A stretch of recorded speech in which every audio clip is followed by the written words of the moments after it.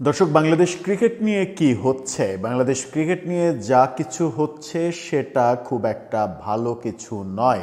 গতকালকে আমরা দেখেছি ক্রিকেটারদের আন্দোলনের প্রেক্ষাপটে বিপিএল 2 ম্যাচ হয়নি এবং তারপরে আমরা দেখেছি যে বিসিবি থেকে অনির্দিষ্টকালের জন্য বিপিএল বন্ধ ঘোষণা করা হয়েছিল। তার মানে ক্রিকেটারদের দাবি বিসিবি মানবে না।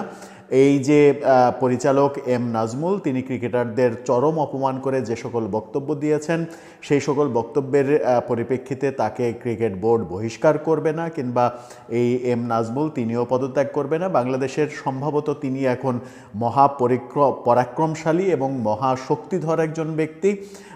তার শক্তির উৎসটা কোথায় লুকিয়ে আছে সেটা আমরা কেউ বুঝতে পারছি না, কিন্তু বিসিবি তার বিরুদ্ধে কোনো ধরনের অ্যাকশন নেবে না। বিসিবি বারবার তার গঠনতন্ত্রের কথা বলছে। এরকম মুহূর্তে ক্রিকেটটাকেই অনিশ্চিত করে ফেলার ব্যাপার যখন চলছিল, তখন বিসিবি একটা একটা কি বলা যায়, একটা মতলব আঁটে। সেই মতলবটা হচ্ছে ক্রিকেটারদের নানা ধরনের হুমকি ধামকি দিয়ে তাদেরকে যে কোনোভাবে রাজি করানো যেন তারা ক্রিকেট খেলে। সেই হুমকি ধামকি যেটা অদৃশ্য, এবং প্রথম আলোও গত রাতে খবর ছেপেছে সেটা হচ্ছে যে কোয়াবের সভাপতি মোহাম্মদ মিথুন সহ অন্যান্য ক্রিকেটারদের অপরিচিত নাম্বার থেকে হত্যার হুমকি দেয়া হচ্ছে। এবং এই কর্মকাণ্ড যে এই নাজমুল গং এবং তাদের পৃষ্ঠপোষকতাতেই হচ্ছে, এটা একেবারে পরিষ্কার। সর্বশেষ যে অবস্থান, সেই অবস্থানে আমরা দেখতে পাচ্ছি যে আজকে থেকে বিপিএলটা আবার শুরু হতে যাচ্ছে। কিন্তু তার পেছনে কি ঘটলো, পরিচালক নাজমুলের কি হবে, এবং নাজমুলকে পেছন থেকে গাইড করছে আর কারা, আর কোন কোন পরিচালক তার পেছনে রয়েছেন, বিসিবিতে নির্দিষ্ট একজন পরিচালক আছেন কিনা যিনি লাইসেন্সপ্রাপ্ত মদখোর, সেই ব্যাপারগুলো আমরা একটু দেখার চেষ্টা করব এই ভিডিওতে। থাকবেন পলিটিক্স টিভির নিয়মিত আয়োজনে।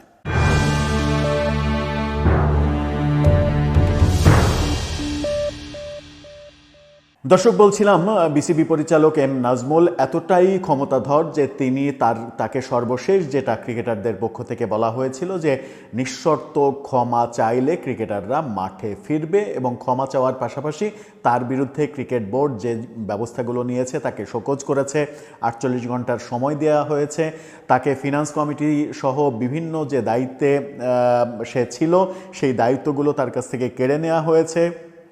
ফিনান্স কমিটির চেয়ারম্যান এখন বিসিবি সভাপতি আমিনুল ইসলাম বুলবুল হয়েছেন।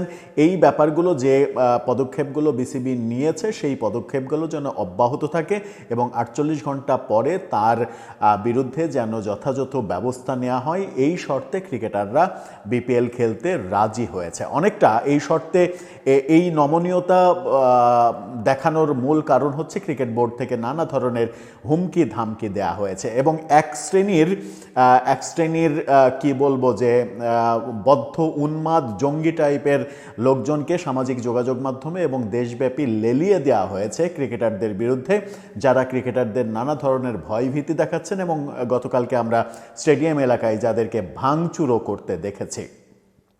এই নাজমুল যখন এই ক্রিকেটারদের বিরুদ্ধে কথা বলছেন, তখন আমরা দেখছি যে আরেকজন পরিচালক, ক্রিকেট বোর্ডের আরেকজন পরিচালক, তিনি প্রকাশ্যে এবার ফেসবুক পোস্টে নানা ধরনের কথা বলার চেষ্টা করছেন, এবং আমি তার পোস্টটাও দেখাতে চাই না, আবার তার নামটাও মেনশন করতে চাই না, যেহেতু তার এর সঙ্গে সংশ্লিষ্টতা প্রমাণিত নয়। কিন্তু আমি তার পোস্টটা, গতকালকে যে পোস্টটা তিনি দিয়েছেন, সেখানে এক ধরনের রাজনীতি করারও চেষ্টা করেছেন। সেই পোস্টে একটু পড়ে শোনাতে চাই। ক্রিকেটারদের নাজমুলকে পদত্যাগ করা, বহিষ্কার করার দাবির প্রেক্ষাপট তৈরি হওয়ার পরে এই পরিচালক ফেসবুকে পোস্ট দিয়েছেন, মহাত্মা গান্ধী, ইন্দিরা গান্ধী, রাজীব গান্ধী, শেখ মুজিবুর রহমান, শহীদ জিয়াউর রহমান, থেকে শুরু করে শহীদ শরীফ ওসমান হাদি, তাদেরকে বিদেশি কেউ হত্যা করেনি, হত্যা করেছে নিজ দেশের লোক। দেশের ভেতরেই ঘাপটি মেরে থাকা বিদেশি এজেন্টরা, নেপথ্যের কুশীলবরা সবসময় থেকে যায় পর্দার অন্তরালে। সুতরাং দেশে মোতায়েনকৃত বিদেশি দালালদের চিনে না রাখলে ইতিহাসের রং সবসময় একই রকম নৃশংসই থাকবে। এরা সংখ্যায় কম, এদের পৃষ্ঠপোষকরা অনেক শক্তিশালী, কূটকৌশলে সিদ্ধহস্ত। এরা যে কোনো সুযোগের সর্বোচ্চ ব্যবহার করে। বাংলার শেষ নবাব সিরাজউদ্দৌলার ইতিহাসের উৎকৃষ্টতম উদাহরণ। সবার আগে বাংলাদেশ, ইনকিলাব জিন্দাবাদ, বাংলাদেশ জিন্দাবাদ, ভালোবাসা অবিরাম।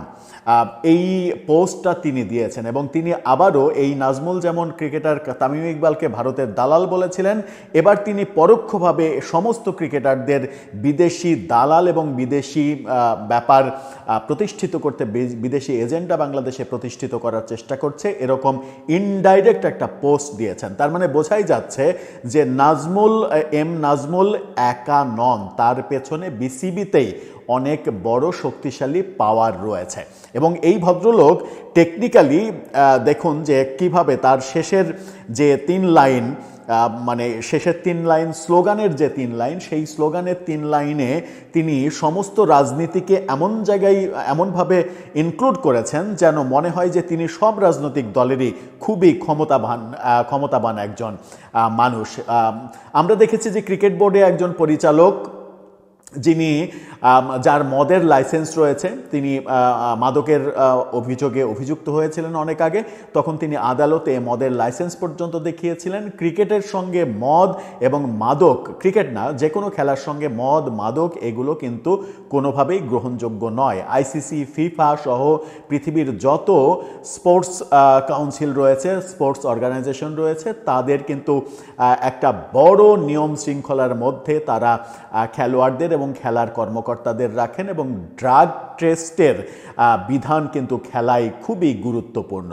সেখানে একজন লাইসেন্সধারী মানে মদখোর যদি মানে পেছনে থেকে নেপথ্যে থেকে কলকাঠি নাড়ান এবং নানাভাবে আকারে ইঙ্গিতে তামিম ইকবাল থেকে শুরু করে আজকের সমস্ত ক্রিকেটারদের দালাল, ভারতীয় দালাল তো তামিম ইকবালকে বলেছেনই, এবং তারপরে ইনিয়ে বিনিয়ে ওই পরিচালক, অন্য পরিচালক আবার সেটাকে জাস্টিফাই করার চেষ্টা করেছেন। এবার ভারত শব্দটা উল্লেখ না করে বিদেশি দালাল, বিদেশি এজেন্ট, বিদেশি মানে এজেন্ডা বাস্তবায়ন করার যে কথাগুলো রাজনীতির সঙ্গে টেকনিক্যালি মিলিয়ে যেভাবে বলার চেষ্টা করছেন, সেই ব্যাপারগুলো প্রমাণ করে যে ক্রিকেট বোর্ডে নাজমুল ইসলাম তিনি খুবই ক্ষমতাবান একজন মানুষ। সুতরাং তাকে ক্রিকেট বোর্ড থেকে বহিষ্কার করা কিংবা তাকে ক্রিকেট বোর্ডের বলা আপনি পদত্যাগ করুন, এই সাহস বোধহয় এই বোর্ডেরই নেই। যে কারণে ক্রিকেটাররা সর্বশেষ যে দাবি করেছিলেন যে তাকে প্রকাশ্যে ক্ষমা চাইতে হবে, সেটিও কিন্তু বিসিবি প্রেসিডেন্ট আমিনুল ইসলাম বুলবুল ডিনাই করেছেন যে না, এটা করা যাবে না। তার মানে তাকে ক্ষমা চাইতে বলার মতো অ্যাবিলিটি ক্রিকেট বোর্ডের সভাপতির নেই, অথচ তিনি ক্রিকেটারদের বিরুদ্ধে এবং ক্রিকেট জ্ঞানহীন একজন মানুষ, একজন নিরক্ষর, ক্রিকেট সম্পর্কে নিরক্ষর একজন মানুষের মতো যে ধরনের মন্তব্য করেছেন, এরপরে তার ক্রিকেটের সঙ্গে সংশ্লিষ্ট থাকার কোনো রকমের কোনো অধিকার যে নেই, সেটা আমরা গতকালকে আমাদের সরকারের আইন উপদেষ্টার কথাতেও আমরা বুঝেছি। আইন উপদেষ্টা স্বয়ং এই ব্যাপারটার সমালোচনা করেছেন। সর্বশেষ ক্রিকেটারদের কিন্তু হুমকি ধামকি অব্যাহত রয়েছে। প্রথম আলো রিপোর্ট করেছে যে মোহাম্মদ মিথুন সহ বিভিন্ন ক্রিকেটারদের আননোন নাম্বার থেকে হুমকি দেয়া হচ্ছে, হত্যার হুমকি দেয়া হচ্ছে। এই কাজগুলো সামাজিক যোগাযোগ মাধ্যমেও করা হচ্ছে। সামাজিক যোগাযোগ মাধ্যমে এক শ্রেণীর লোককে লেলিয়ে দেওয়া হয়েছে ক্রিকেটারদের বিরুদ্ধে বিষোদ্গার করার জন্য। এই পরিচালক বলছেন যে বৈশ্বিক কোনো অর্জন বাংলাদেশের ক্রিকেটাররা আনতে পারেনি, অথচ এই নিরক্ষর পরিচালক তিনি জানেন না বাংলাদেশ যুব বিশ্বকাপে চ্যাম্পিয়ন হয়েছে এবং চ্যাম্পিয়ন যুব বিশ্বকাপ টিমের অনেক সদস্য এখন জাতীয় দলের গর্বিত মেম্বার, যার মধ্যে রয়েছেন তানজিদ হাসান তামিম, তানজিব হাসান সাকিব, পারভেজ ইমন, আকবর আলী, শামীম পাটোয়ারি, শরীফুল হক। এই যে এই ফিগারগুলোকে কি ওই ডিরেক্টর কি চেনেন? কিংবা আদৌ জানেন যে এই ক্রিকেটাররা বিশ্বকাপ, যুব বিশ্বকাপ জয়ী হয়েছে? ওই পরিচালক কি জানেন যে বাংলাদেশ দল চ্যাম্পিয়ন্স ট্রফির সেমিফাইনাল পর্যন্ত খেলেছে? ওই ক্রিকেটার কি জানেন যে এশিয়া কাপের একাধিক ফাইনালে গিয়ে বাংলাদেশ দল ভাগ্য দোষে চ্যাম্পিয়ন হতে পারেনি, এরকম অর্জন তাদের রয়েছে? আমার মনে হয় জানেন না। আর একটা বলছেন, মানে যে কথা তিনি বলেছেন তাতে মনে হয়েছে যে তিনি দয়া করে ক্রিকেটারদের টাকা দেন কিংবা সরকার ক্রিকেটারদের বেতন দেয়। আদত গতকালকে মেহেদী হাসান মিরাজ ব্যাপারটা পরিষ্কার করেছেন যে বাংলাদেশের ক্রিকেটে জাতীয় দলে একদিন খেলেছে এরকম সমস্ত ক্রিকেটারের অবদান রয়েছে আজকে যে বিসিবির টাকার ভান্ডার হয়েছে তার পেছনে, এবং সবারই মালিকানা রয়েছে। যথার্থই তিনি বলেছেন, কারণ ক্রিকেট বোর্ডের ইনকাম হয় মূলত, প্রধান সোর্স হচ্ছে আইসিসির টাকা থেকে, যেটা এই নাজমুল নিজে স্বীকার করেছেন যে $20.4 মিলিয়ন বছরে আইসিসি ক্রিকেট বোর্ডকে দেয়, বাংলাদেশ ক্রিকেট বোর্ডকে দেয়। এছাড়া স্পন্সর সহ বহু ইনকাম, যে ইনকামগুলো মূলত ক্রিকেটারদের জন্যই হয়। এত আলোচনার ডালপালা আমরা বিস্তার করতে চাই না।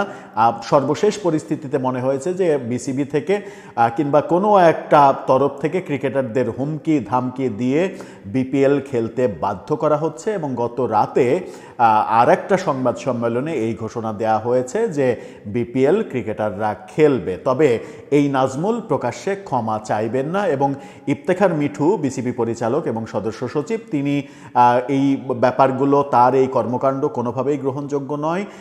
তাকে 48 ঘন্টার শোকজ নোটিশ দিয়ে সময় দেওয়া হয়েছে। 48 ঘন্টার মধ্যে যদি সে উত্তর না দেয় তাহলে মানে ওই আদালত অবমাননার মতো অবস্থা হয়ে যাবে, তার বিরুদ্ধে ব্যবস্থা নেওয়া সহজ হবে, এরকম একটা ইঙ্গিতও তিনি দিয়েছেন। আপাতত ক্রিকেটাররা বিসিবির ওপরে ভরসা রাখছে যে বিসিবি তাকে ক্রিকেট বোর্ড থেকে সরিয়ে দেবে, কিন্তু আদৌ যে সেটা হবে না, ক্রিকেট বোর্ড থেকে তাকে সরানোর ক্ষমতা এই ক্রিকেট বোর্ডের যে নেই, সেটা এই ক্রিকেট বোর্ডের যখন নির্বাচন হয়, সাবেক উপদেষ্টা আসিফ মাহমুদ সজীব ভুঁইয়ার নানা ধরনের লঙ্কাকাণ্ডের নির্বাচন আমরা দেখেছি। সেই নির্বাচনের মধ্যেই একটা আশঙ্কা তৈরি হয়েছিল যে আইসিসি না এই ব্যাপারে হস্তক্ষেপ করে বসে। এই বিতর্কিত নির্বাচনের মাধ্যমে বিসিবিতে যে পরিচালকরা এসেছেন, সেই পরিচালকদের অনেকের যোগ্যতা নিয়ে প্রশ্ন আছে, ক্রিকেটের সঙ্গে সংশ্লিষ্টতা নিয়ে প্রশ্ন আছে।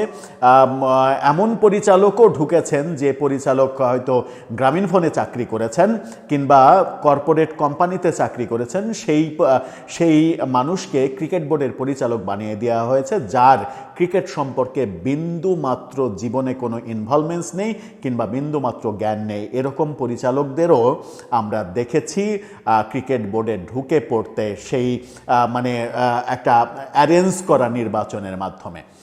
সুখের খবর হচ্ছে যে আজকে থেকে বিপিএল মাঠে গড়াচ্ছে। একদিন গতকালকে যে ম্যাচ দুটা হওয়ার কথা ছিল সেটা আজকে হবে, এবং 18 তারিখ যে ফাঁকা ছিল সেই 18 তারিখে সর্বশেষ ম্যাচ দুইটা হবে, অর্থাৎ আজকের ম্যাচ দুইটা আগামীকালকে হবে, আগামীকালকের ম্যাচগুলো তার পরের দিন হবে। এভাবে নতুন শিডিউলে খেলা হবে। কিন্তু খেলা মাঠে গড়াচ্ছে এটা ঠিক আছে, ক্রিকেটারদের যে সম্মানহানি হলো এবং ক্রিকেটারদের যে দাবি, সেই দাবি কি পূরণ হবে? একটা দাবি কিন্তু শেষ পর্যন্ত পূরণ না করেই ক্রিকেটারদের বাধ্য করা হচ্ছে খেলতে, সেটা হচ্ছে এই এম নাজমুলের প্রকাশ্যে ক্ষমা চাওয়া। তিনি ক্ষমা চাইবেন না কিংবা বোর্ড প্রেসিডেন্ট তাকে ক্ষমা চাইতে দেবেন না, এরকম একটা ব্যাপার দেখা গেছে। এখন ব্যাপার হচ্ছে যে এই ক্রিকেট বোর্ড কিভাবে চলবে? এই ক্রিকেট বোর্ড কি এম নাজমুল ইসলামদের নিয়ে চলবে? এই ক্রিকেট বোর্ড কি লাইসেন্সপ্রাপ্ত মদখোরদের নিয়ে চলবে?